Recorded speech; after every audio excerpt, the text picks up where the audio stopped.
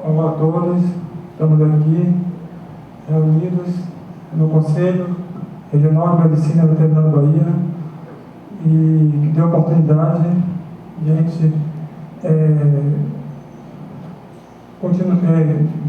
deu oportunidade de a gente vir para esse trabalho de divulgação do curso de arqueologia que está localizado no Canela, assim, Instituto de Ciência da Informação, que o nome do projeto são os relatos dos discentes do curso de arqueologia ICI UFBA.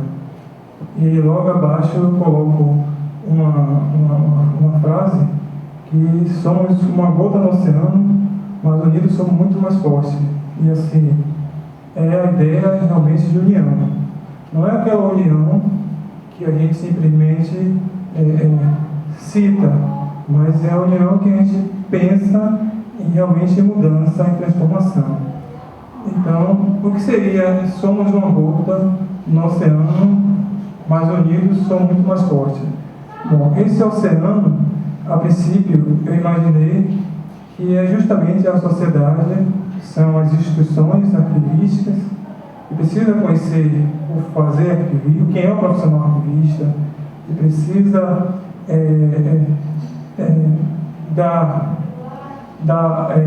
valorizar esse profissional. Mas para que isso aconteça, é necessário justamente que os profissionais arquivistas se unam e façam essa divulgação cada vez mais e mais. E assim, eu aproveito a oportunidade para, nesse momento, dizer o seguinte, que eu tenho como missão, a partir de agora, já como arquivista, divulgar o curso de Estudo de Ciência da Informação. Mas, baseado em quê estou falando isso? Eu preciso ter uma ideologia para divulgar. Ninguém divulga nada à toa. Eu pensei e penso que nós temos que pensar no social para fazer essa divulgação. E assim, eu queria fazer um contraponto, antes de dar sequência nos objetivos, de lembrar, assim, vem lá na história, lembrar de 1880, quando o Napoleão Bonaparte, já pensando já em Portugal, ele resolveu invadir Portugal, e Dom João VI, ele imediatamente pensou justamente em bater retirada. O que ele pensou imediatamente? Ele pensou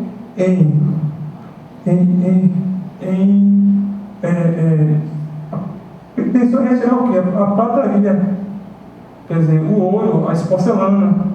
E em nenhum momento ele pensou milhares de livros, bibliotecas que tinham, arquivos, em nenhum momento ele pensou, quer dizer, que a nossa problemática realmente, você vê que já vem, é cultural. E é muito mais complexa, porque se nós pararmos para pensar que há décadas e décadas e décadas não se reconhece a importância do arquivo, é uma coisa cultural, é complexa, e assim, é realmente uma empreitada. E assim, Jorge Daniel é apenas mais uma gota no oceano com os demais amigos de arqueologia.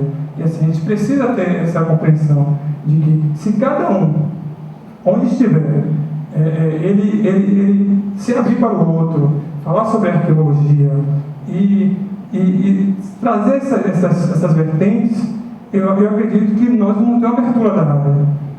Tanto eu como os outros colegas, Jorge Daniel não quer em nenhum momento dizer que ele é o super-homem da arqueologia, não é isso, a gente está procurando amenizar. Mas amenizar dentro de um contexto, amenizar procurando pessoas que também pensam da mesma forma. Então, trazendo essa perspectiva de Portugal, dessa questão da história, que desde esse tempo sempre pensou na prata, no ouro, e não nos aspectos intangíveis, por que ele não pensou em conservar a memória de Portugal? Você vê que ele só pensou no lado financeiro, no Lago do Ouro, das porcelanas. Então, pensando nisso tudo, é que eu, como assim, coordenador desse projeto, que esse trabalho é um trabalho coletivo, eu tive a ideia inicial de divulgar, de pensar nessa ideia dos relatos dos discentes de curso de arqueologia, que vocês vão ver que tem todo um contexto histórico dentro disso tudo. E assim, então, passando dessa etapa, vamos para outra etapa, que é justamente a parte dos objetivos. Porque o que nós queremos com esse trabalho? Aonde nós queremos chegar? Ninguém faz um trabalho desse pensando no social se a gente não tem outros objetivos. Nossos objetivos gerais, primeiro é abordar o cunho social, humanista e coletivo do projeto. Bom, abordar o cunho social. Bom, nós estamos numa sociedade. Então, tudo que nós fazemos é pensando nessa sociedade, é em dar uma resposta à sociedade. Então, o cunho é realmente social. Esse projeto é um projeto que partiu de iniciativa própria, não tem vínculo, não tem recurso, nenhuma outra fonte, foi tudo recursos próprios. E assim, humanístico, por que humanístico? Porque está relacionado com as pessoas, os arquivos são pessoas, são atividades. E o coletivo do projeto, ela é uma parte complexa. Por que eu falo complexa?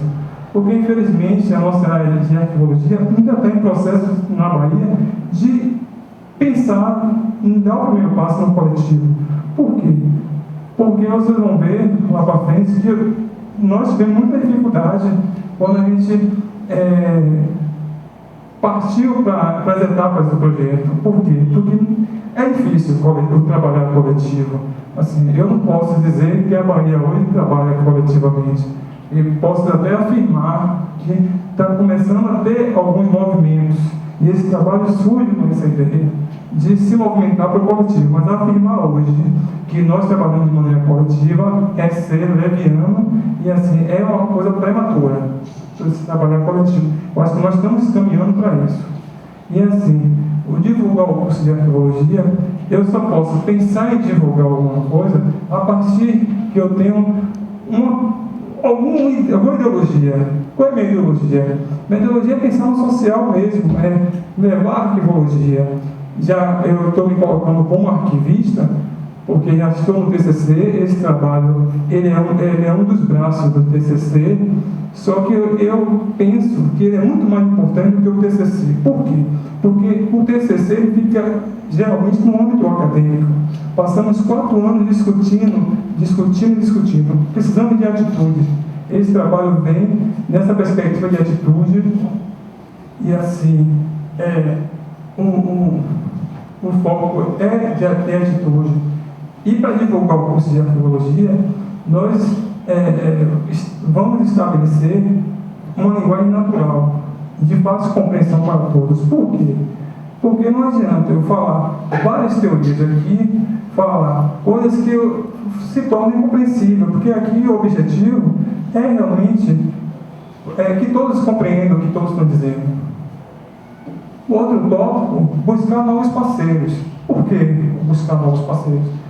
Quando eu falo buscar novos parceiros, eu não estou falando em empresas no primeiro momento. Eu estou falando realmente de parceiros dentro da arqueologia e fora dela. Pessoas que realmente querem trabalhar no social, pessoas que têm determinado tempo, têm uma visão de que esse trabalho é válido. E tem vários exemplos de arquivistas trabalhando na Espanha e fora do país que trabalham sim voluntariamente, trabalham em ONGs, promovendo o patrimônio, preservando o patrimônio histórico, trabalhando nesse contexto de acesso à informação. Eu acho que realmente é uma mudança de mentalidade e nós estamos buscando realmente essa mudança de mentalidade. E assim nós partimos dos objetivos específicos.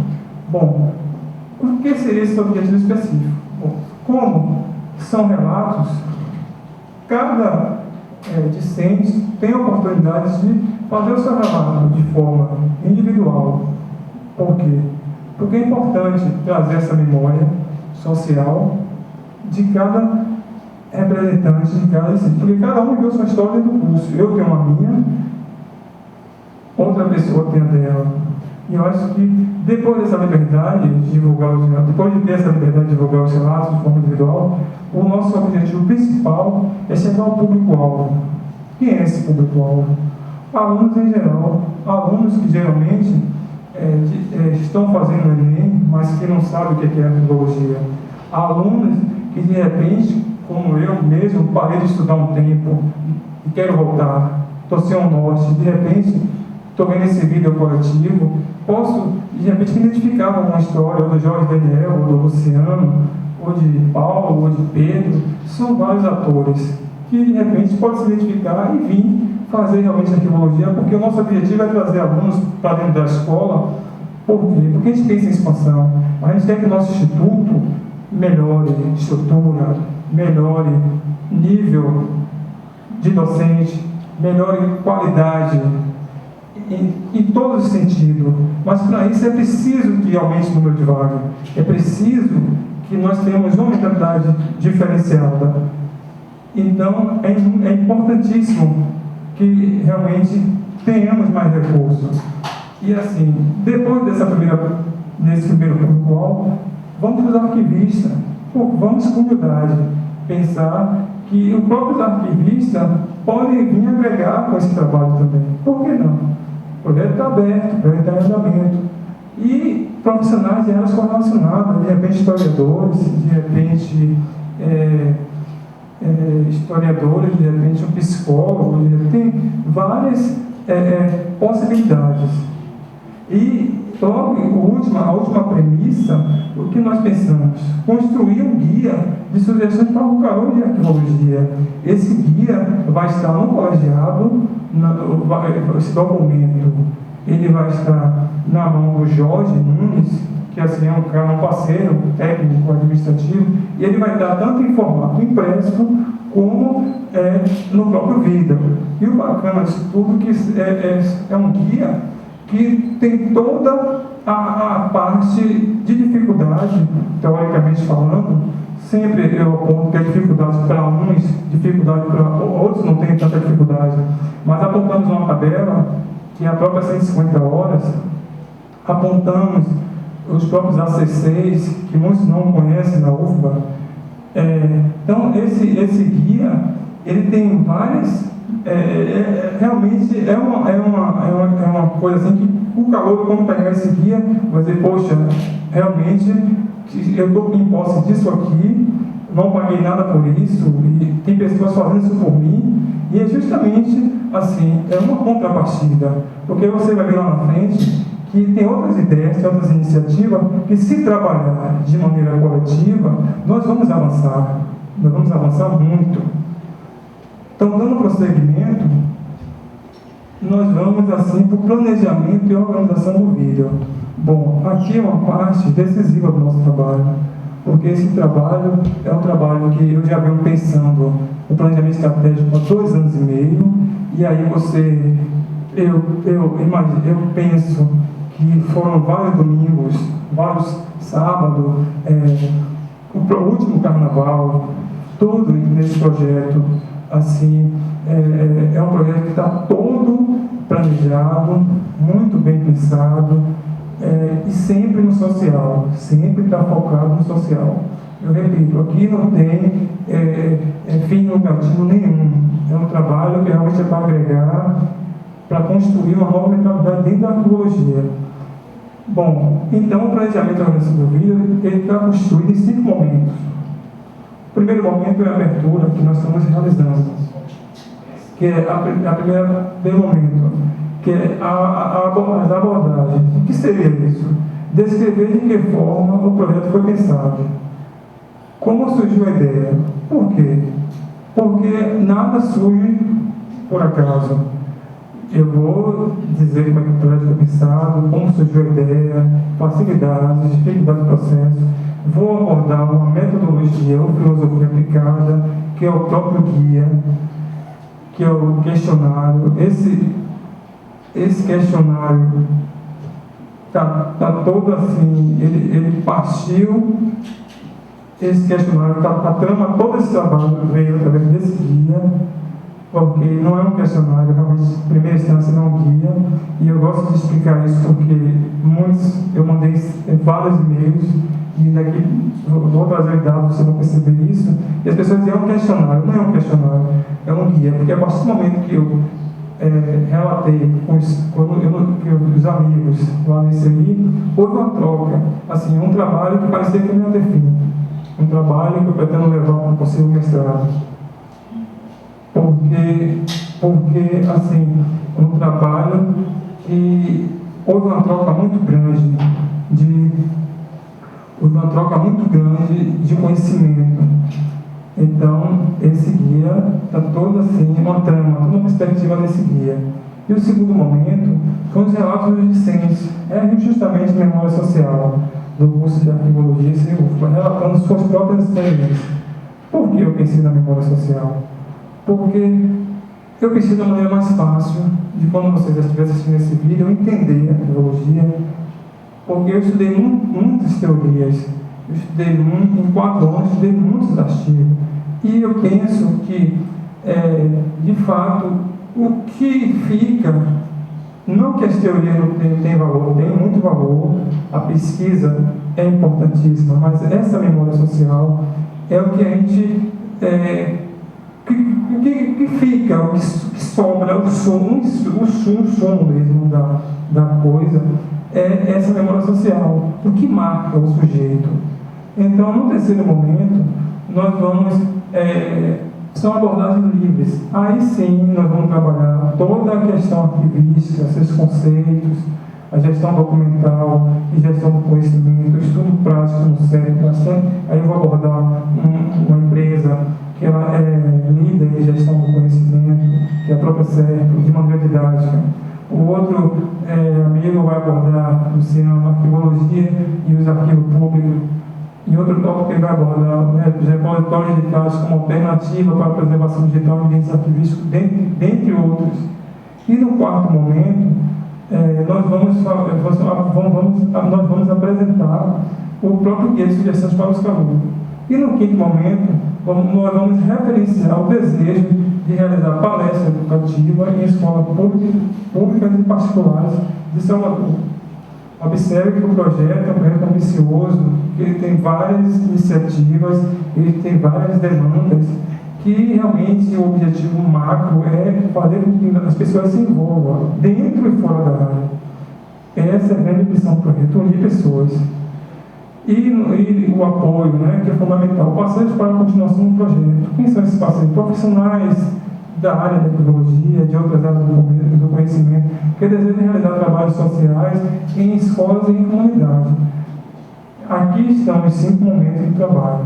Claro que o trabalho, como o projeto é uma coisa evolutiva, e surgiu algumas coisas que não estavam previstas no projeto. Nós estamos trazendo aqui uma entrevista com a professora Aurora, que é ex-coordenadora do curso, uma pessoa muito dedicada, foi minha professora por longos anos, uma pessoa que eu tenho uma bastante estima. E ela, além de ser coordenadora, ela apresentou vários projetos na área de arquivo, ela é consultora e ela tem um estudo muito bacana de indicadores. E ela me forneceu, de maneira gentil, com muita gentileza, esses indicadores. Eu vou também trazer esses indicadores para reforçar, para que você realmente venha e perceba que a arquivologia é muito mais do que somente guardar papel. Então, vamos continuando. Então, agora vamos para o primeiro momento do trabalho, o primeiro momento do projeto. Bom, eu vou descrever de que forma o projeto foi pensado, como surgiu a ideia. Bom, nada surge por acaso. Essa ideia surgiu pelo gosto mesmo pela literatura, por estar sempre estudando muito a literatura, com vários autores. E assim, no início do curso, eu comecei a fazer alguns registros, registrava mesmo informações. E aqui está uma delas, que eu sempre registrei. E ideias mesmo, do início. Eu comecei assim, relatos na função do arquivista, o ano de ingresso no curso, modalidade de entrada, aí vem a menção, e aqui nós podemos perceber que são várias folhas rabiscadas. Então são várias folhas rabiscadas, e esse guia nasce justamente dessas folhas. São várias folhas rabiscadas, e eu fui rabiscando, fui produzindo, em momento nenhum pensei em relatos no início. Eu fui realmente colocando ideias soltas, colocando informações sobre o curso, e as coisas que iam acontecendo, eu ia registrando informação, porque a arqueologia é informação. E assim, depois de registrar tudo isso, o que eu fiz? Como eu estava estudando muito, eu pensei, poxa, tem um conhecimento que está na cabeça do estudante, conhecimento tácito, que a própria gestão do conhecimento trabalha muito, o conhecimento tácito e o conhecimento espírito. Aí eu comecei a associar. Aí eu pensei, poxa, esse registro, ele vai dar em alguma coisa, porque esse registro, ele tem algum sentido. Aí eu comecei a estudar literatura, estudar. E o que aconteceu?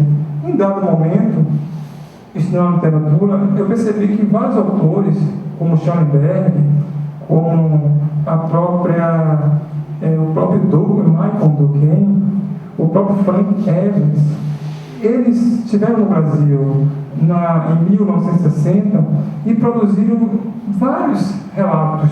Aí surgiu a ideia dos relatos, porque como eles estiveram no Brasil em 1960, o Arquivo Nacional estava passando uma fase assim, de transferência, foi na própria aquela transferência da capital, que estava mudando, a capital estava mudando do Rio para Brasília. Então, Schellenberg foi um dos autores, um dos grandes cabeças, que parou para analisar as massas documentais, dos arquivos, começou a se preocupar com isso, e como tratar essas massas, e como avaliar essa documentação, e como não perder essa documentação. E produziu relatos, produziu textos, produziu artigos. Então, o Schellenberg, o Michael Durkheim, o próprio Frank Evans, o próprio Aurélio Tonodi, o Hélio Lodolini, são vários autores. E aí eu pensei, poxa, eu posso juntar essas três coisas, essas três saladas, e dar uma coisa só. Eu posso pegar o mesmo registro, eu posso pegar essa ideia dos relatos desses grandes autores. O Schellenberg é um dos grandes autores da arqueologia, deixou um grande legado, arquivista americano, na parte da avaliação. Então, juntando a parte do registro, a parte dos relatos dos autores, a parte do conhecimento, da gestão do conhecimento tácito. Então, juntando essas três perspectivas, o que eu fiz? Eu disse, poxa, eu acho que dá para a gente fazer os relatos dos discentes de arqueologia. Por que não? Porque eu acho que, se eles são protagonistas, nós podemos ser protagonistas sociais também. Porque o que é o protagonista social? O protagonista social é aquele sujeito que, de repente, ele teve certas dificuldades na vida, cada um tem uma história, uma questão de resiliência e questão de autonomia. Nós ficamos 4 anos na academia, discutindo muito, muitas idas e vindas, artigos, mas tem um momento que a gente para e pensa, poxa, por que tudo isso?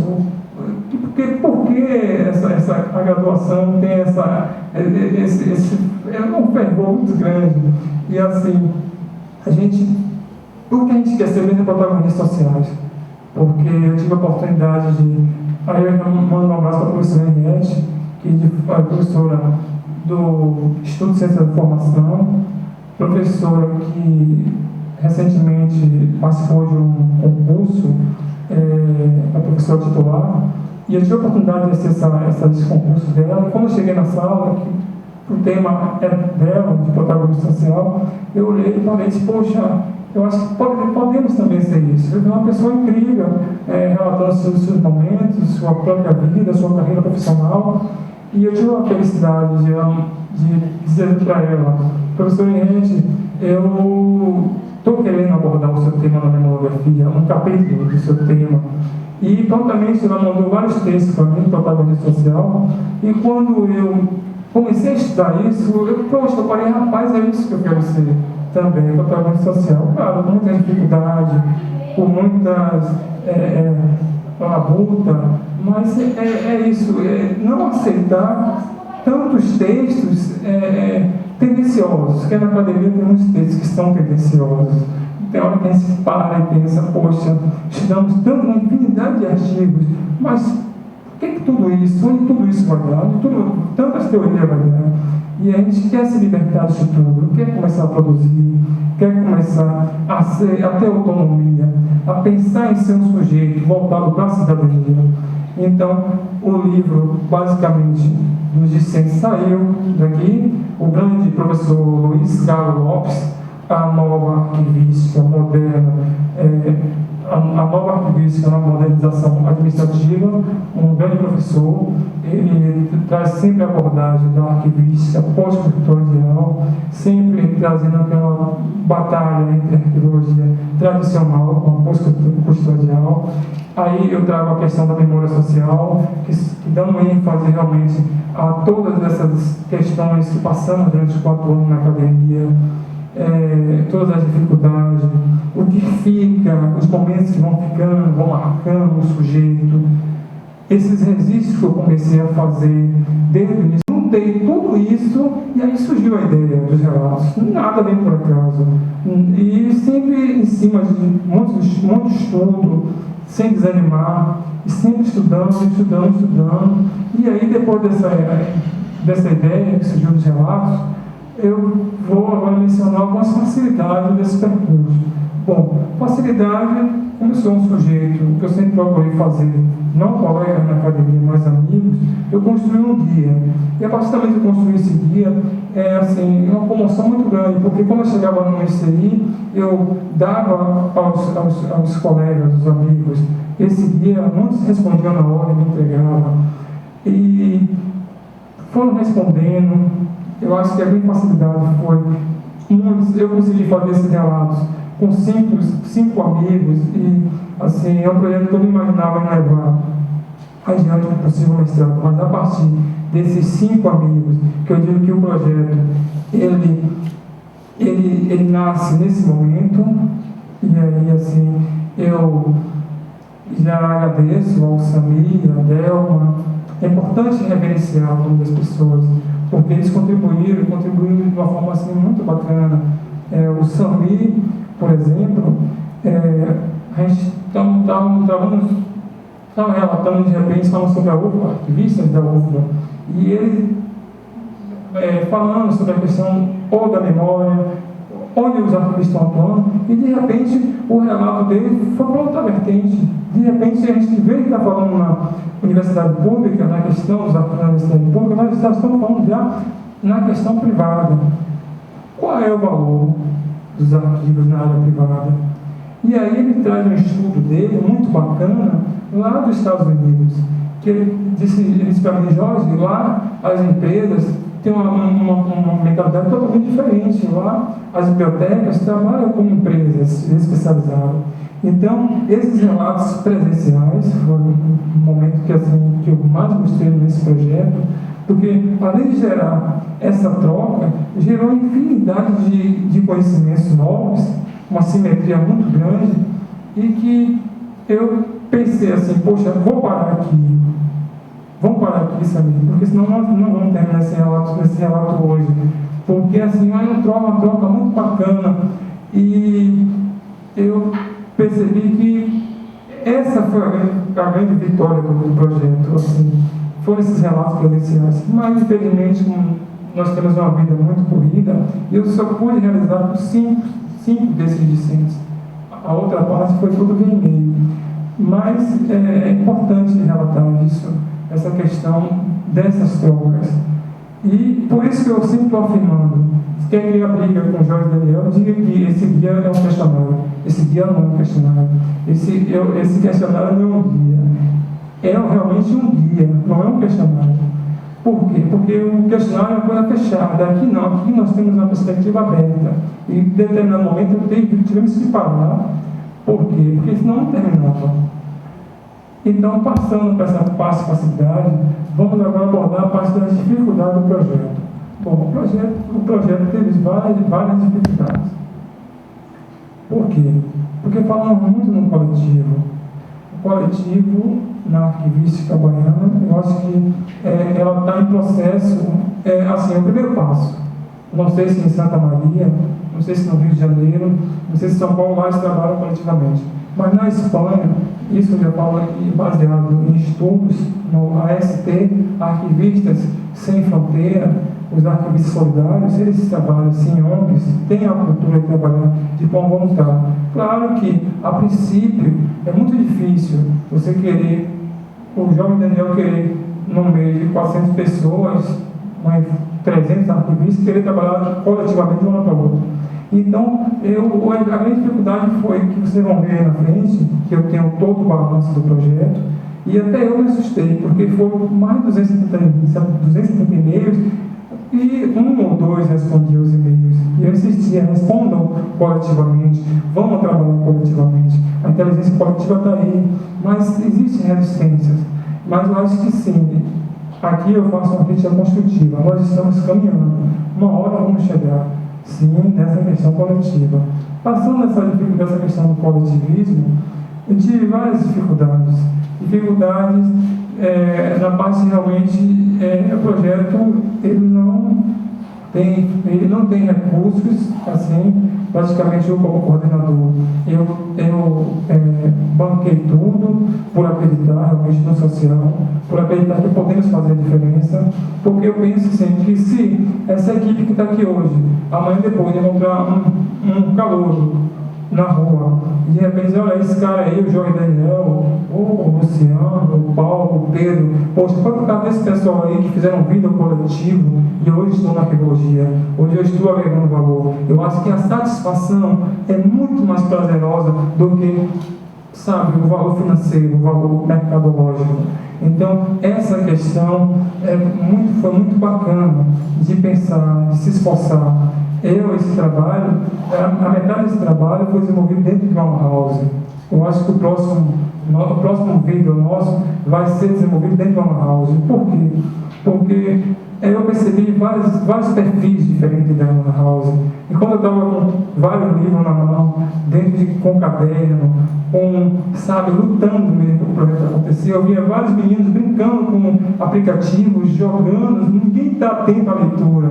E estavam me olhando, aí eu pensei, vamos trazer uma equipe de arquivistas para a One House, de repente fazer um trabalho desses aplicativos e pensar em agregar em cima da arquivologia esses aplicativos.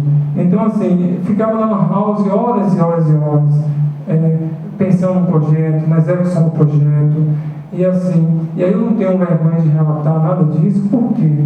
Porque aí eu volto para a professora Henriette de novo, e aqui no nosso vídeo ele traz casos concretos, porque na academia fica muito na parte teórica. Eu realmente fui um dos caras que com 4 anos eu anotei muito com essa teoria arquivística e tudo isso, ele vai para isso, estudando isso, e de repente, em um determinado momento, eu encontro a professora Henriette, e assim, eu sempre sou um aluno que, quando termina as aulas, gosto de conversar com os docentes, e comentando com ela, poxa, professora, são muitas dificuldades na academia, dificuldade financeira, e o que é a origem mesmo? Ela chegou e me relatou assim, um caso fascinante dela. Ela disse, Jorge, uma frase que eu nunca esqueço: nunca tenha vergonha da sua origem. Eu acho que é a sua origem que é seu grande diferencial. Preze por ela, lute por ela. Então, assim, eu tenho grandes espelhos dentro do Instituto de Ciência da Informação. Tenho vários, e aqui essa noite eu vou fazer crítica, sim, ao Instituto, mas críticas construtivas, críticas baseadas em estudo. Por quê? Porque queremos sim a mudança do Instituto. Não queremos resolver, não somos o super-homem. Aqui eu já me apresento como arquivista Jorge Daniel, arquivista JD, não na perspectiva de criar problema com ninguém, mas é realmente de mudança, querer mudança, e se o grupo unido, com certeza, vamos amenizar muita coisa. Então, passando por esse processo, toda dificuldade de estar dentro de uma house, e muitas das vezes o pessoal gritando, uma confusão, e você fica receptivo dentro dessa house. As pessoas começam a lhe conhecer, sabe? Então, é um processo assim, muito bacana, muito prazeroso de estar realizando esse projeto, um projeto que está em aberto, que está em evolução. E assim, passando desse momento, nós vamos para realmente mostrar o guia questionário. Vamos só mostrar esse guia, que foi sintetizado, ele parte de 15 perguntas, assim, muito bem estruturada. Eu torno a dizer que é um projeto de 2 anos e meio, que teve um momento que eu acho que foi a mão de Deus mesmo, porque mesmo registrando, mesmo com muito estudo, de repente, quando eu li o guia estava pronto, isso demorou muito tempo. Quando eu li as perguntas, poxa, o projeto está fechado, e ele termina com uma pergunta, perguntando realmente se você quer participar, se você tem um desejo de transformar o seu relato num guia, o seu relato num vídeo. Então vamos mostrar essa parte e depois vamos dar sequência com as partes livres do projeto e assim, a princípio vamos mostrar esse guia questionário. Bom, aqui nós vamos para demonstrar realmente o guia. Repito, não é um questionário, já foi dito, são relatos de incêndios de curso de arqueologia e UFBA.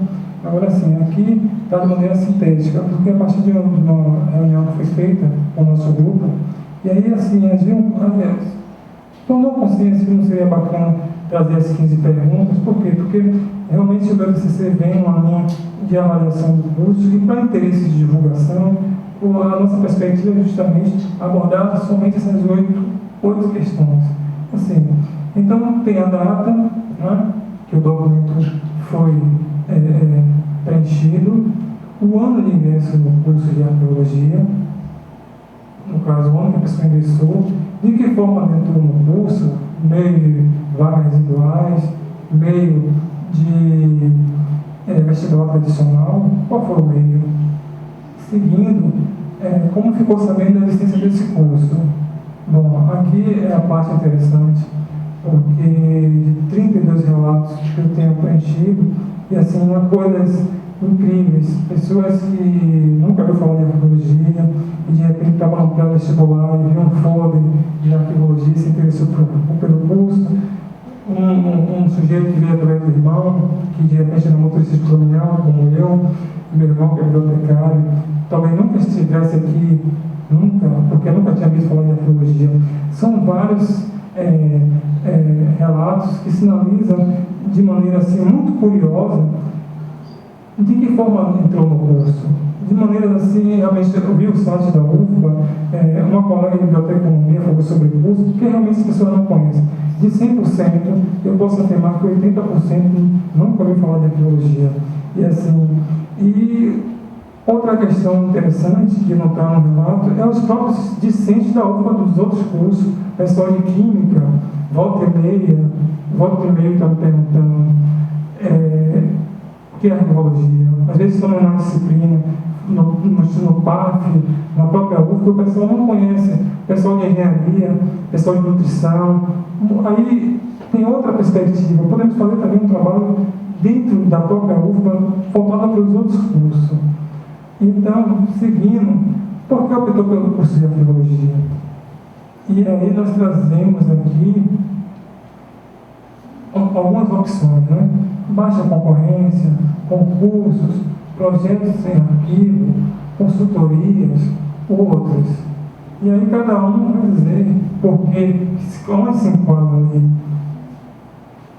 Questão 5, quais eram as suas expectativas em relação ao curso? Bom, quais eram as suas expectativas? Se eu não conhecia o curso, qual é a expectativa que eu tinha mesmo? Então, uma coisa assim que você fica, aí é bem pessoal mesmo, são perguntas que vai sendo assim, desvendada. A próxima, a sexta, descreva algumas facilidades desse percurso acadêmico. Aqui é realmente a visão de mundo de cada um, como é que foi feito, como é que foi trabalhado isso, teve aproximação com algum docente, como é que você fez essa caminhada, foi fácil para você, foi difícil, e assim, tem relatos surpreendentes, e eu posso apostar que eu leio um deles. Assim, passando aqui, nós vamos para uma pergunta que já fez algum estágio na área de arquivo? Qual o seu olhar no campo prático arquivístico? Quem se preocupa com a área prática? O que se passa nos estágios? O que se aprende nesses estágios? Então, trabalhando nessa perspectiva dos estágios também, sempre preocupado com o outro, sempre se preocupando com o outro. E no final, a pergunta grande final é justamente o que o projeto, o que estamos fazendo hoje aqui, emana justamente dessa pergunta. Eu acho que essa pergunta, se não tivesse existido essa pergunta, nós estaríamos aqui. Porque no final de tudo, de toda uma jornada, eu gostaria de transformar esse seu relato num vídeo coletivo, pensando na disseminação de visibilidade do próprio curso de arquivologia do Instituto de Ciência da Informação. Bom, quando eu parei para fazer essa última pergunta, isso aí surge de várias inquietações, surge de várias questões, de às vezes amigos, muitas das vezes insatisfeitos. Claro que todo lugar tem pessoas satisfeitas, outras insatisfeitas, mas você vai pensando, poxa, o que está errado no curso, o que pode melhorar? Eu pensei, poxa, talvez um vídeo coletivo, talvez um vídeo que pudesse disseminar e ao mesmo tempo não só disseminar, mas fazer também críticas construtivas voltado para a mudança. Por que eu falo em críticas construtivas? Porque não podemos ficar 4 anos na academia, e eu acho que a própria Universidade Federal da Bahia, ela tem isso como lema, tem que formar alunos críticos, alunos que não sejam passivos, aluno que o professor diga A, B, C, D, diga A, B, C, D também. Eu acho que com essa questão de ser crítico, eu acho que a autonomia vem daí. Então eu parei e pensei, poxa, vamos fazer um vídeo coletivo, vamos disseminar o curso de arquivologia, mas em contrapartida, vamos sinalizar outros aspectos. Claro que a ideia não é procurar confusão com A, B, C, D ou E, mesmo porque nós aqui, eu acredito, não temos, andamos corretamente. E se queremos mudança, eu acho que essas vozes têm que ser ouvidas. E assim nós terminamos o dia com essa grande finale, que é essa pergunta, que é a pergunta justamente do vídeo, e vamos partir desse momento para o segundo momento do vídeo, partir dessa agora questão justamente dos relatos dos discentes, que é a memória social. Eu volto a dizer, por que a memória social? Porque não adianta ficar 4 anos somente naquela perspectiva, artigo, resumo, artigo, uma rota única. Eu costumo até brincar com meu irmão, aquela rota de sempre artigo, resumo e seminário. Seminário, artigo, resumo, seminário e artigo. Eu acho que nós temos, por que não alertar o docente? Professor, vamos dar um pouco, professor, essa trajetória, vamos fazer uma mesa redonda, vamos aproximar as circunstâncias dentro do arquivo para dentro da sala de aula. Não vamos ficar somente nessa rota única, cansativa, cansa muito. Resumo, artigo, seminário, resumo e artigo. E aí são críticas construtivas, porque tem docentes que, quando a gente para conversar e traz essa perspectiva, imediatamente. Temos exemplos no semestre passado da professora Marlene Malbec. Eu reafirmo, estou citando nomes aqui porque é importante. Importante para quê? Para que o próprio docente, quando assiste esse vídeo, diga, poxa, o aluno lembrou de mim. Se ele lembrou de mim, porque a mensagem que eu passei foi bacana, foi especial. E assim, eu lembro que eu tinha uma satisfação muito grande em ir para a aula de planejamento, porque eu sabia que os textos dela eram na hora, não tinha aquela rota definida, aquela coisa de, faça esse resumo, o artigo é tal, o artigo é sobre Malheiros, o artigo é sobre Chavenato, sabe? Ela trazia de forma bem produtiva, artigos de surpresa, e aí fazia que o alunado em sala despertasse o conhecimento tácito sobre a experiência. E eu, como eu estava estudando muito a administração, ficava assim encantado de ver. E ela abriu uma oportunidade que muitos docentes do Instituto de Ciência da Informação não abriram essa oportunidade para mim, de relatar minhas próprias experiências nos estágios. Por quê? Talvez, aqui é outra crítica construtiva, que eu estou elencando aqui, talvez o próprio docente, doutor em Ciência da Informação, infelizmente, muitos deles, o que parece é que ele nunca entrou dentro do arquivo. Parece que ele não conhece a realidade arquivística, porque ele não consegue dar um exemplo da nossa área. Eu acho que eu torno a repetir, torno a frisar, são críticas construtivas, que é de observação de quem está realmente na área. E assim, e ela, a professora Marlene Malbec, deixou, eu levantava a mão, professora, posso contar o que se passou lá sobre o diagnóstico, sobre a empresa que eu estou trabalhando, contar, não, Jorge, prontamente pode falar, vamos trabalhar sem a perspectiva de Jorge. E eu acho que foi muito produtivo essa parte.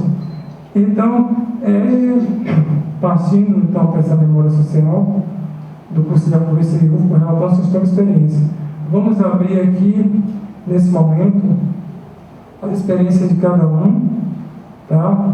Eu vou dar a sequência, eu vou fazer o meu próprio relato, depois na sequência, Luciano Souza, que é um parceiro, que é um seu irmão, que está comigo desde o início, respondia os e-mails de mais de 270 e-mails, foi um dos caras que estavam respondendo os e-mails, e assim, eu vou falar no primeiro momento, o primeiro eixo, arquivologia e seus princípios basilares, que foi uma coisa assim que eu estudei muito isso, esses conceitos. Eu vou falar sobre a gestão documental e a gestão do conhecimento no estudo prático no CEPA.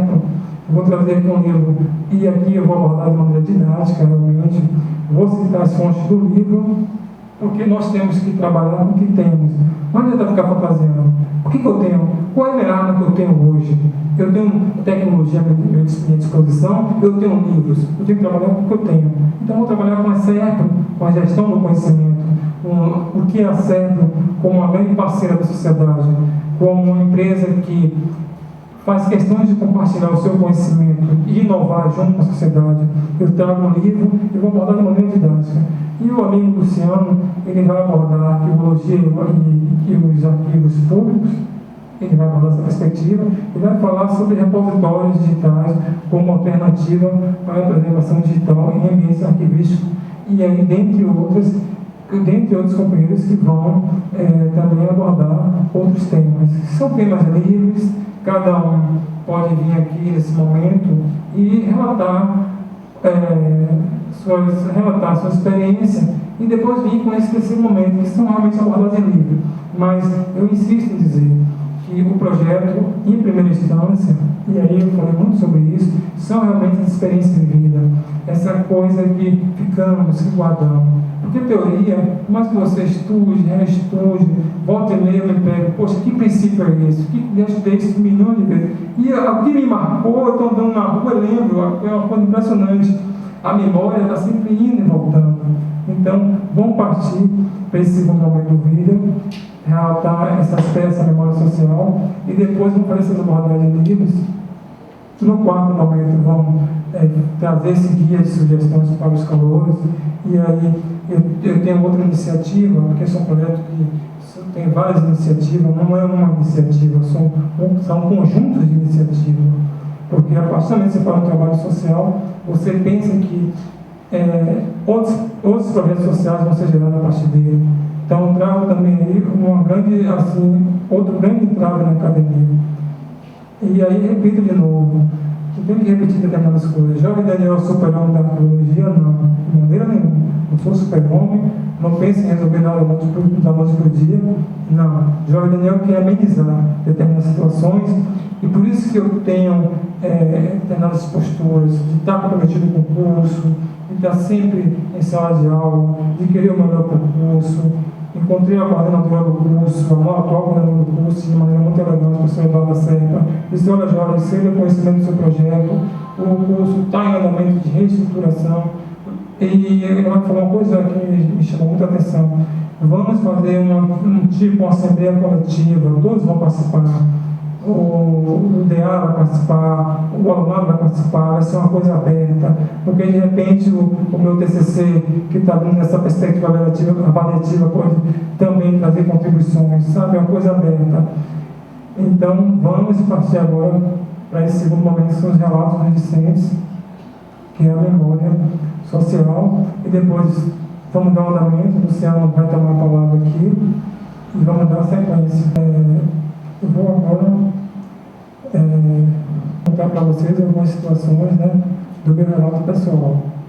Assim, eu vou projetar assim, o relato na tela só para assim, ter um paralisador, porque são muitas lembranças sobre o curso e assim, em algum momento eu posso olhar e lembrar, se bem que a gente não consegue esquecer de muita coisa.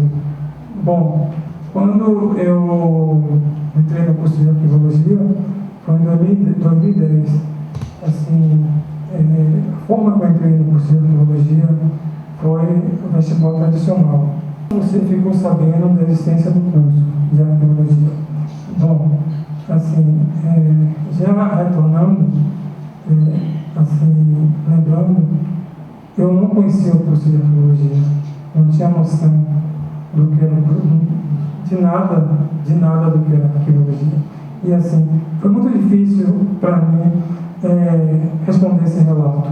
Foi uma coisa que eu fiquei assim semanas, eu olhava o meu relato, dizia: meu Deus, eu estou pedindo para meus amigos, e aí eu não tenho colegas de arqueologia, eu tenho amigos. Eu tenho amigos. Eu olhava para o meu relato e: meu Deus, eu não consigo responder meu relato, eu criei tudo eu tive essas ideias, eu não consigo. Aí eu ficava angustiado. Aí teve um dia que eu, conversando com o irmão de meu comigo: rapaz, eu vou responder esse relato. O relato não vai me vencer. Porque é uma coisa impressionante. Para preencher, sentar numa mesa do computador, pegar o impresso, não conseguia. Rapaz, um bloqueio incrível, como é que eu creio isso? Não consigo responder. Aí teve um momento que eu disse: não, vou responder. Passou-se 2 semanas, eu desafiei o relato e fui responder. Como ficou sabendo da existência desse curso? Bom, eu fiquei sabendo através de meu irmão, que na época era estudante de biblioteconomia e documentação. Como eu disse, não conhecia o curso, talvez não estaria aqui se não tivesse sido ele. Ele foi o cara assim que me deu o norte. Se velho tem um curso lá de arqueologia, na época eu trabalhava durante o dia, não poderia fazer hipótese no curso de urno, trabalhava com motores de caminhão, e tentei o BI, perdi, fiquei muito triste porque perdi o BI, e o BI também não poderia cursar, porque ia ser durante o dia. E aí, através dele, se velho passa, fui e fiz. E aí, através do meu irmão, fiz a prova, e passei. Por que eu estou pelo curso de arqueologia? Então, optei, na primeira instância, realmente foi pela baixa concorrência. Eu não tinha em mente projetos em arquivo, consultorias, concursos, nada disso. A mentalidade que eu tinha 4 anos atrás, eu não pensava nada disso. Eu pensava em qual é a maneira mais fácil de entrar no curso de graduação. Baixa concorrência? Vamos lá. Então, fiz por baixa concorrência. Quais eram as suas expectativas em relação ao curso? Bom, minhas expectativas eram as melhores possíveis, pois passar no vestibular foi uma conquista. Por quê? Porque eu tinha parado de estudar há 5 anos e parei de estudar entre aspas, porque eu nunca parei de estudar. Eu sempre folheava alguma coisa, mas estar em uma escola, estar na universidade não. Fiquei 5 anos afastado do mundo escolar. E aí, passei no vestibular. Só que passar no vestibular foi uma bênção e ao mesmo tempo foi assim, uma coisa extremamente complexa para mim. Por quê? Porque logo de maneira imediata eu me meti logo assim numa coisa que, por descuido mesmo meu, por falta de planejamento, estrutura mesmo familiar, eu nunca liguei para pegar o meu histórico de primeiro grau.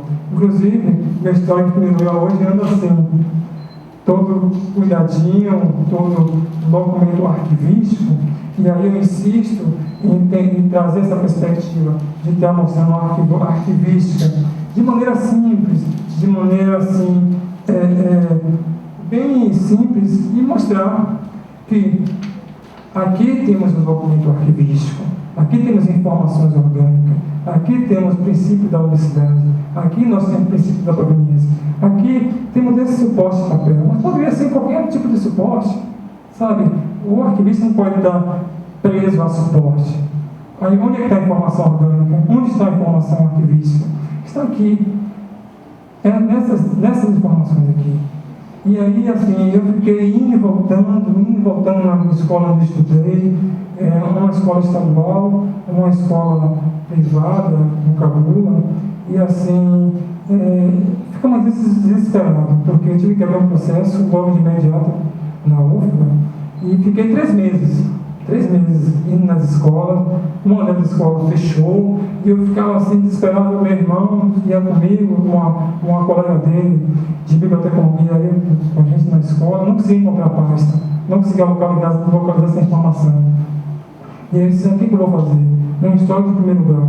Aí eu fui qualquer histórico de primeiro grau. Sem esse histórico eu não estaria aqui hoje falando com vocês, me dirigindo, fazendo esse trabalho social. E aí eu lembro-me que no colégio Nossa Senhora do Resgate, cheguei lá, bati na porta, 17 anos sem esse histórico, no mesmo dia, tudo organizado, sistema digital, me deram a desferida nota, me deram a documentação que eu precisava. Aí nós vamos pensar: poxa, um arquivo organizado, independentemente de estar em digital, de estar em suporte de papel, a coisa simples, a coisa básica. No mesmo dia, já outra escola, fiquei indo, voltando, fiquei conhecido, tinha um camarada lá com um nome muito engraçado, na escola que eu estudei, que hoje eu pretendo retornar, regressar, porque deixei amigos lá, e pretendo sim, quem sabe trabalhar de maneira voluntária, sim, organizar um arquivo lá, porque sabe, tanto você voltar, o pessoal não me conhecia. Pô, você vê um cara aí que está desesperado para entrar na arqueologia e ele não consegue ficar no histórico dele, ele, sabe, e idas e vindas, muitas vindas e vindas, e o porteiro não deixava entrar à noite, uma confusão. Eu começava a falar: meu amigo, eu preciso fazer esse curso, eu tenho que agarrar essa oportunidade. E assim, ele, de repente, na segunda escola, a escola foi fechada, não tinha mais informação, a dona da escola sumiu, ninguém sabia onde estava. Fui na Secretaria de Educação, ninguém sabia. E aí, na Escola Estadual Duque de Caxias, na escola que eu tenho amigos lá, sim, eu falo nomes, sim, porque é importante fazer relato. Aqui nós estamos trabalhando com a verdade. E assim, a diretora, a coordenadora, a pessoa encantada, disse: olha, vamos acessar a sua pasta. Gente, assim, foi uma coisa de Deus. Faltando acho que 4 ou 5 dias, encontraram a bendita pasta. E aí foi um Deus que nos acuda. E aí fizeram esse documento, que é aqui, você que não conhece a arqueologia. Aqui está. O que é um documento de arquivo? Um documento gerado por uma determinada atividade, necessidade. No caso aqui, essa necessidade é educacional. Aqui nós temos um órgão, que é o próprio colégio. Aqui nós temos essas informações orgânicas. Temos aqui, esse documento é único, só existe ele, datado. Então, isso é arqueologia. Suporte poderia estar num arquivo digital, poderia estar em qualquer lugar. Aqui é o arquivo, aqui é o documento arquivístico. Então, passando essa fase turbulenta de 19 anos, com esse histórico escolar, eu finalmente levei a documentação exigida pela UFPA, ao qual jamais estaria aqui, jamais tinha conseguido, se não fosse. E aí o detalhe, que na segunda escola, da rede privada, e aí eu torno a frisar que não adianta você ser o melhor ativista, você pode ter o melhor conhecimento do mundo, se você não tiver alinhado com a alta administração da empresa, se você não tiver força, motivação, pensamento de mudança, e buscar parceria, as coisas não mudam. Você pode fazer um diagnóstico, eu já fiz vários diagnósticos, prognósticos, pessoas não olham. Você precisa realmente buscar essas parcerias, ter calma, tranquilidade, para você fazer um trabalho de parceria. Como eu relatei no início da nossa abertura, é realmente aquela questão de Portugal. É uma questão cultural, que as pessoas imaginam que os documentos de arquivo podem estar, pode estar de qualquer maneira, pode estar jogado. E como eu retratei na questão de Portugal, Napoleão Bonaparte, ele entendeu que devia invadir Portugal, 1830, 1840, e aí, o que o Dom João VI fez? Ele imediatamente deu ordem para pegar todas as porcelanas, ouro, prata, tudo colocado no navio britânico. Mas em momento nenhum ele pensou nas bibliotecas, nesse arsenal que temos aqui, na história do país dele. Em nenhum momento ele pensou, na memória social, nessa construção do passado para fazer o presente e o futuro. Ele visualizou o quê? O ouro, a prata. Ele visualizou aspectos materiais. Então, passando esse contexto de Napoleão, nós vamos entender que essa questão, esse movimento de luta arquivística não é do agora. Nós estamos realmente lutando para mudar mentalidades, e como eu torno a frisar, é um trabalho realmente de paciência, de buscar parcerias, de estar realmente demonstrando sensibilidade para o outro. Eu acho que o trabalho de arquivista realmente é um trabalho mediador.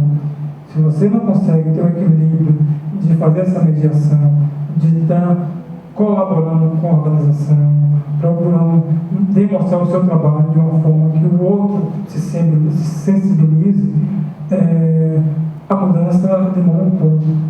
Mas, como a própria Serco trabalha, o que a Serco fez? Ela mudou todo o perfil de trabalhar. Então, assim, eu acho que parte realmente do planejamento estratégico da empresa. Então, passando essa fase voltando ao nosso assunto, passando aqui dessa fase das escolas, eu acredito que a arqueologia já fazia parte da minha vida, sem eu ter a menor ideia. Por que eu digo isso? Porque observe que a partir de uma desorganização minha, de um descuido, né, de não ter, no momento certo, esperei passar 19 anos da minha vida para ter acesso ao meu histórico, e aí eu trago aqui um direito que é meu, que é o constitucional. A Constituição me assegura a ter acesso a essa minha informação. A Constituição, ela garante isso, qualquer cidadão. Mas ela garante. Mas será que os arquivos estão organizados? Porque se tivesse realmente numa escola, numa base de dados, com essas minhas informações, rapidamente eu conseguia. Aqui eu assumo meu erro. Mas também se o arquivo tivesse lá organizado, certamente eu não teria esse transtorno. Então, passando toda essa etapa, eu finalizo essa parte dizendo o seguinte, que mais as expectativas eram enormes. Porque é um ambiente novo, não conhecia o Instituto de Ciência, não conhecia o Instituto de Ciência e Informação, tinham pessoas novas, um curso que eu não conhecia. E o principal, uma volta aos estudos depois de 5 anos. Parei de estudo, não parei assim Eu nunca me ausentei dos estudos, sempre rabisquei alguma coisa, mas sem metodologia nenhuma, sem a aplicabilidade que eu tenho hoje, sem a vontade de estudar que eu tenho hoje. Hoje eu prefiro estudar a jogar bola de futebol. Hoje eu prefiro, muitas das vezes, até meu filho me questiona, estou sempre muito distante do meu filho, porque estou sempre envolvido ou por livros, ou no meio com o computador, ou estou até na praia, de vez em quando eu levo um livro, sabe? É uma mudança total de hábitos. É muito difícil você mudar o hábito do ser humano. É muito difícil você mudar. Eu acho que para eu exigir aqui uma mudança de mentalidade no curso de arqueologia, eu só posso mudar a partir da minha própria mudança. Então, eu vou agora para a sexta pergunta. Descrever algumas facilidades desse percurso acadêmico. Bom, por que o Jorge Daniel teve facilidade nessa trajetória de arqueologia? Bom, os trabalhos seminários em grupos. Hoje eu sou o maior crítico desses seminários. Eu acho que os seminários têm que ser revistos, porque não podemos ficar o tempo todo com a mesma metodologia. Seminários exaustivos, aquela coisa, sabe, pronta. Eu acho que o docente tem que pensar, poxa, não, vou mudar a metodologia, vou fazer outro tipo de abordagem. Os professores empenhando em passar a filosofia do curso de arqueologia. Bom, eu acho que meus maiores exemplos, eu tenho 3 no Instituto de Ciência e Informação, e aí eu dou nome para validar. Francisco Pedrosa, apesar de muitas das vezes eu chegar atrasado devido ao trabalho, e ele sempre dizia, Jorge Daniel, falta. Tomou falta na primeira hora. Professor Francisco, eu estou aqui fardado, Jorge Daniel, falta. Mas foi um cara, sabe, que sempre dizia para mim no final da aula, Jorge, você está com dificuldade aqui, vai lutar aqui, vai buscar, é esse nosso pessoal. Bom, o segundo docente motivador, minha orientadora. Minha orientadora, eu tenho assim uma questão com ela, assim, uma afinidade, que é uma amiga, e assim, foi desde o início, um sentido assim, uma coisa que casou. Por que eu falo que casou? Porque ela me dava falta também, chegava atrasada, não tinha passado a mão na cabeça. Me dava falta, dizia Jorge está errando, e aí é curioso, porque ela me colocou na final, devido aos resumos. Tinha muita dificuldade na escrita, e meus resumos, e eu guardo todos, porque hoje eu estudo todos eles, porque hoje eu estudo muito a andragogia, para entender, a andragogia trabalha aspectos que na sua formação você não conseguiu aprender. O que levou o Jorge Daniel nesse percurso não a aprender? A andragogia está me explicando, não importa se o Instituto não oferece a disciplina de andragogia, não importa se não ensina a tecnologia de informação, não importa, é o esforço pessoal. E sempre vi aquela frase impetuosa, não só para mim, para demais amigos, vão buscar, vão correr atrás. E aí eu tenho meus resumos. E meus resumos, inclusive de ética, situação limite, de Franklin, eu tenho todos, porque eu estudo todos. Eu passo o sábado, muitas das vezes, feriado, estudando onde foi que eu errei. E assim, quando ela disse, Jorge, tem uma crítica para te fazer. Seus resumos não passam.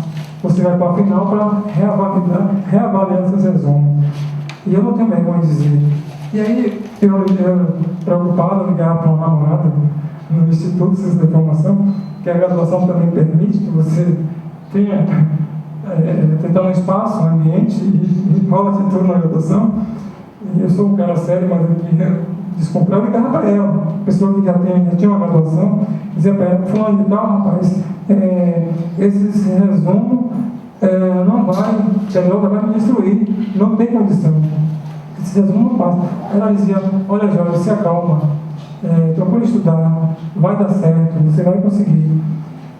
E assim, a professora Alzira me colocou, que hoje é minha orientadora, ela é uma grande parceira minha.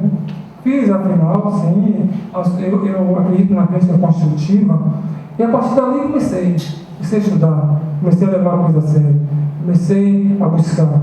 e questionam a aula com o docente, termina, conversa com o docente, o que está errado, vou buscar, vai lá, você consegue, incentivo, fiz a final, e aí, depois disso, dessa disciplina, tivemos várias outras, também a professora Alzira, e teve uma disciplina que eu tive com ela, tive a felicidade com ela de trabalhar, elaboração do trabalho científico. Ela é uma pessoa que realmente faz com que o alunado construa algum tipo de conhecimento.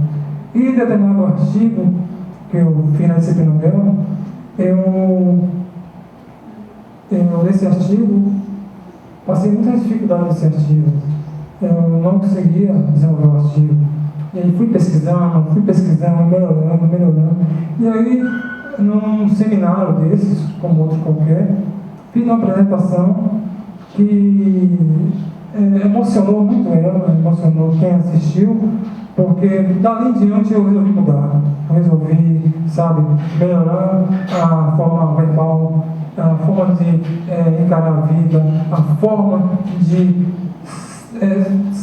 transformar, de mudança. João Daniel, a partir daquele momento, realmente disse: não sei se lutar é a palavra ideal, mas vou mover-se, eu vou procurar mover internamente, porque eu acho que se você consegue mudar, eu acho que tudo vem da vontade interior. E assim, quando eu terminei aquela apresentação, ela virou para mim e disse: poxa, gente, nós agora temos aqui um conferencista na sala. Foi uma coisa assim, um momento muito bacana, que ela também disse: poxa, João Daniel fez uma conferência aqui muito bacana. E assim, sempre motivando, sempre uma pessoa amiga, sempre com livros, uma pessoa realmente humana.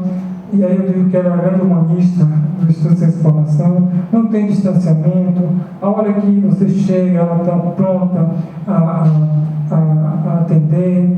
Claro que sempre tem aquela questão de estar dando aula, o tempo realmente é muito curto, e aí o tempo é curto para o discente, o tempo é curto para o docente, porque muitas vezes o docente está pronto uma aula meia hora antes, pronto, sei lá, para estar na sala, então não pode estar todo o tempo com o aluno, então o tempo é curto. E agora eu vou falar de uma pessoa aqui que é extremamente prática na área de arquivo. Professor Aurora, que de antemão já agradeço a sua gentileza por ter me recebido, ter dado uma entrevista muito bacana.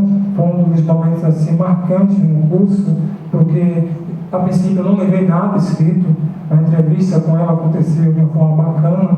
Eu realmente fui lançando perguntas soltas e a coisa ia acontecendo, e falava do projeto para ela, e ela dizia para ela que os indicadores, os estudos que ela fez há mais de 5 anos, e sempre muito dedicada no colegiado, fez diversos estudos. Nós temos uma planilha completa de todo o curso do Instituto de Ciência e Informação, que vocês, quando assistirem esse vídeo, eu quero saber toda a trama do curso, como chegar no curso, quem procurar, como fazer o curso, coisas que a gente não encontramos, dificuldades que hoje nós encontramos, que quando chegamos encontramos hoje, certamente, a partir desse vídeo, você não terá essa dificuldade.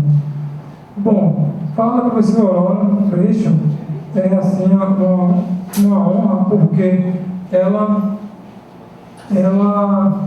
sempre é uma pessoa muito prática, realmente conhece há 40 anos o arquivo, é muito fácil trabalhar com uma pessoa que conhece a realidade prática, porque eu insisto em dizer, nisso aí nós somos muitos teóricos, muitos doutores em ciência da informação, que assim, aí outra é uma crítica construtiva que parece que nunca entrou no arquivo.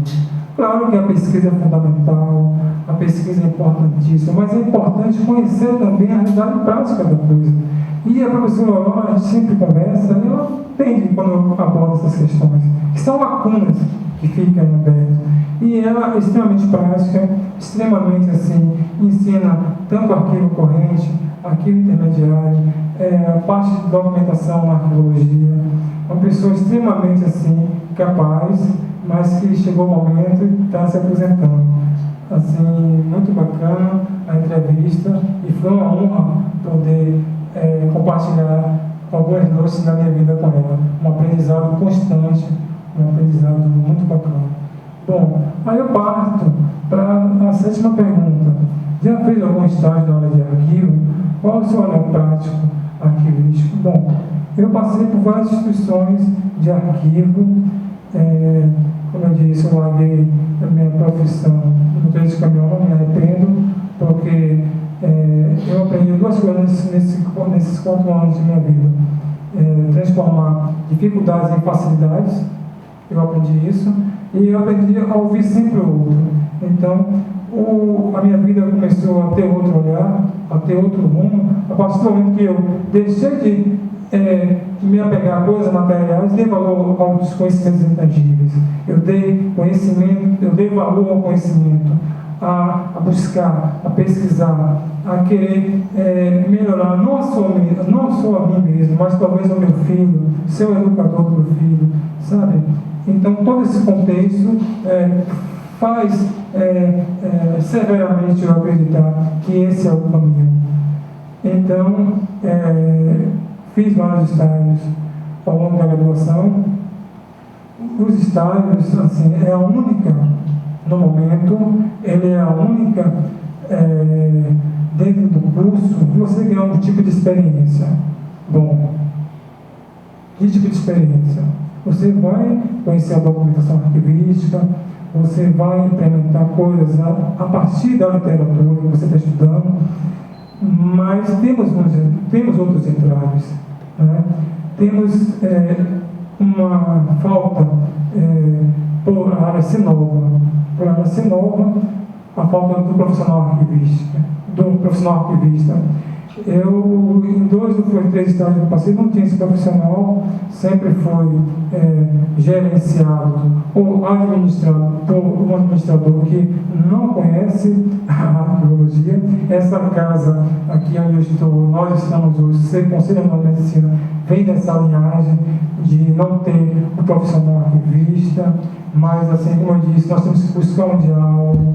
O estagiário tem que se impor, o estagiário universitário da universidade não é para estar levando pastinhas em setores. Você tem sua atribuição para fazer. Com humildade, meu amigo, eu não vou, porque eu tenho que classificar, eu tenho que descrever, eu tenho que me identificar, não posso ficar sendo mensageiro, sabe? A partir do momento que você se impõe, independentemente se você vai perder a bolsa de estágio ou não, se você se impõe, o pessoal começa a se olhar de outra forma. Iniciei aqui, no início foi difícil, e hoje estou aqui. A doutora Ana, gentilmente, muito obrigado, doutora Ana, cedeu esse espaço para realizar esse projeto, e está aberto as portas para outros projetos. E eu, sabe, procurando fazer meu trabalho da melhor maneira possível, procurando fazer a gestão documental, procurando da melhor forma colocar isso em andamento. Claro que não tudo que está na teoria a gente consegue aplicar. Por quê? Porque envolve mudança de pessoas, envolve uma política interna, envolve todo o planejamento organizacional. E aí a mudança começa a acontecer, sabe, passo em passo. Você vai mudando aqui, de repente você cria uma técnica nova, você cria um instrumento, as pessoas começam a te olhar de outra forma, você está sempre se impondo. Eu acho que esse é o ganho bacana nos estágios. Então, a mão de obra barata, mão de obra nos estágios realmente barata. Eu tenho que abordar essas questões, porque o nosso projeto aqui é social, o nosso projeto aqui é realmente de conscientização. E assim, com a mão de obra barata, eu fico me perguntando, como é que eu posso pagar um curso de gente de R$ 1.500, R$ 1.700? E aí nós temos uma utopia muito grande, porque falamos muito em tecnologias. E aí eu sempre pergunto para mim mesmo, a dificuldade não é a tecnologia, são conceitos, não é isso. Ninguém fala no social, eu brinco lá no Instituto, ninguém fala no social. Gente, vamos acender primeiro essa tecnologia, vamos chegar a essa tecnologia. Depois, vamos discutir se o arquivista ele é pós-tutorial, se ele é tradicional, mas vamos acender a essa tecnologia. Então, mão de obra muito barata, a falta de preocupação dos empregadores. Será que os discentes estão aprendendo alguma coisa nesses estágios?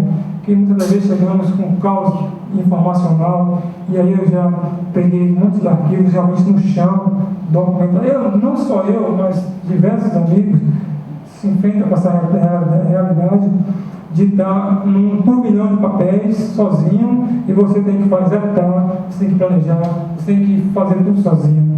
Então, é uma questão assim, de conscientização, mas não é a conscientização do Jorge Daniel nem do estagiário. Eu acho que é uma conscientização da sociedade. Eu acho que o caminho é esse, pensar coletivamente, pensar de maneira social, que os próprios gestores compreendam essa questão de estar propiciando mesmo melhorias para todos. E assim, e na última pergunta, né, eu, assim, mais uma vez, guiado por Deus, eu pergunto, né, se quero fazer o vídeo, e assim, aqui eu finalizo o meu relato, assim, espero que essa memória minha social, o grande objetivo aqui é unir pessoas, o grande objetivo aqui é fazer com que vocês que estão de repente assistindo esse vídeo se identifiquem com a história de Jorge Daniel. Sabemos que a educação brasileira ela não é tão assim, principalmente a pública, também precisa ser reestruturada. Sabemos da dificuldade, da grande desigualdade social do país. Então, assim, para você que está assistindo esse vídeo, espero que você tenha se identificado. Arqueologia, eu sou um sujeito que acredito que a arqueologia, de maneira simples e eficiente, é o melhor caminho. Tecnologia, perfeitamente, está aí para auxiliar um recurso a mais. Mas tecnologia por tecnologia, isso eu provo por A mais B, que somente isso não resolve.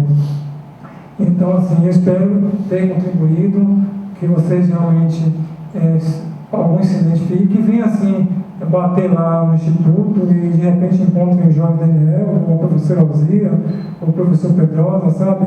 E num ambiente que você se identifique e estude e esteja aí, produza artigos, faça uma história. E, quem sabe, depois também esteja aqui contando essa memória social.